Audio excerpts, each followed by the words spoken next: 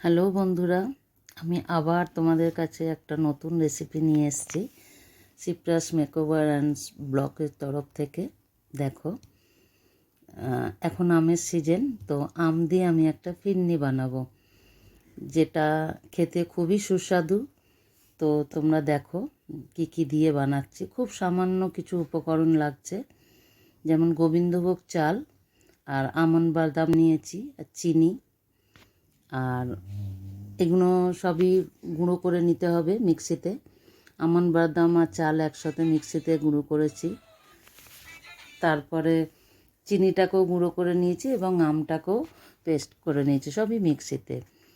তো হয়ে গেল এই তিনটে উপকরণ একদম পরিষ্কার।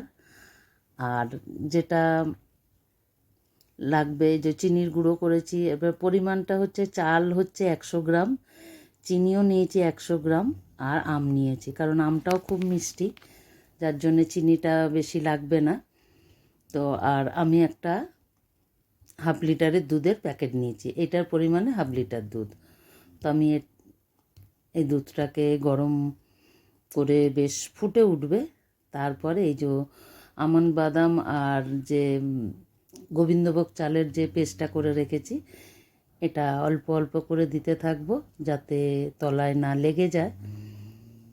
দিয়ে খুব আলতো হাতে নাড়তে হবে যাতে না দলা পাকিয়ে যায়। দলা পাকানোর কিন্তু চান্সেস খুব বেশি, তো সমানেই নাড়তে হবে।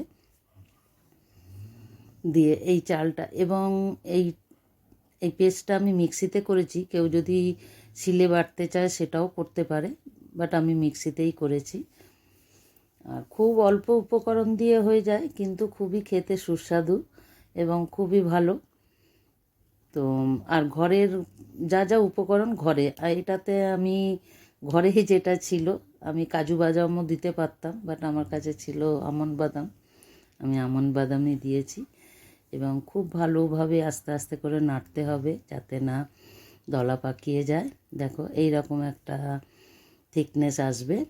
এরপরে আমি চিনির গুঁড়োটাকে আস্তে আস্তে মেশাতে থাকছি। এটা মাপ করাই আছে, পুরোটা করেই আমি দেব, তবে আস্তে আস্তে একটু দিয়ে মেশাতে মেশাতে অল্প অল্প করে দিয়ে মিশিয়ে মিশিয়ে যাতে তলায় না লেগে যায়, এবং খুব মানে হালকা হাতে নাড়তে হবে। দেখতে পাচ্ছ জিনিসটা কেমন থিকনেস এসে যাচ্ছে। একদম আস্তে আস্তে করে নেড়ে এবার পুরো চিনিটাই আমি দিয়ে দিলাম। এটাকে ভালো করে মেশাতে হবে। মিশিয়ে এইবারে আমের এই পাল্পটা দিয়ে দিলাম। এটাকেও খুব হালকাভাবে মেশাতে হবে। আর আমের এটা একদম লাস্টের দিকেই দিতে হয়, কারণ কি দুধটা কেটে যাওয়ার চান্সেস থেকে যায়। তো এটা যখন থিকনেস এসে যায় তখন আর কাটার চান্সটা থাকে না। তো ধীরে ধীরে এইভাবে আস্তে আস্তে করে মিশিয়ে নিয়ে পুরোটা যখন আর সাদা ভাবটা থাকবে না, পুরো একটা ইয়েলোইশ ব্যাপার এসে যাবে। দেখো আস্তে আস্তে কীরকম কালারটা, সুন্দর একটা কালার এসে যাচ্ছে। এখানে আমি কোনো ফুড কালার ইউজ করছি না, যেহেতু আমটা দিয়েছি, আর আমি কোনো ফ্লেভারও দিচ্ছি না, কারণ কি আমের সাথে অন্য কোনো ফ্লেভার দিলে সেই ফ্লেভারটা ভালো লাগবে না।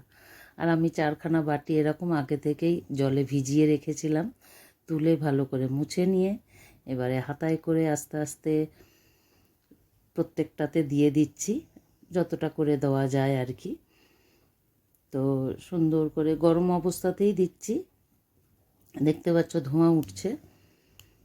গরম অবস্থাতে এটাকে চারটেতেই দিয়ে দেবো, ঠিক করে দিয়ে খানিকক্ষণ আধা ঘন্টার মতন আমি বাইরেই রাখবো, কারণ কি এই গরম ভাবটা যতক্ষণ না কম হচ্ছে, দেখো এখনও ধোঁয়া উঠছে, তো আধা ঘন্টার মতন আমি বাইরে রাখবো। আচ্ছা, এর ওপরে আমি দিয়ে দিচ্ছি আমন্ড বাদামই আমি একটু গ্রেট করে দিয়ে দিচ্ছি ওপরে, কারণ আমার কাছে পেস্তাও ছিল না যে ওপরে পেস্তা একটু গ্রেট করে দেবো। আমরা ন্যাচারালি দোকানে খেয়ে থাকি ফিরনি, সেটা পেস্তাই দেওয়া থাকে। তো আমার কাছে পেস্তা ছিল না, আমি আমন্ড দিয়েছি, চালের সাথেও দিয়েছি, প্লাস এটা কাঁচা খানিকটা আমি রেখে দিয়েছি, যেটা যে উপরে গ্রেট করে দিচ্ছি।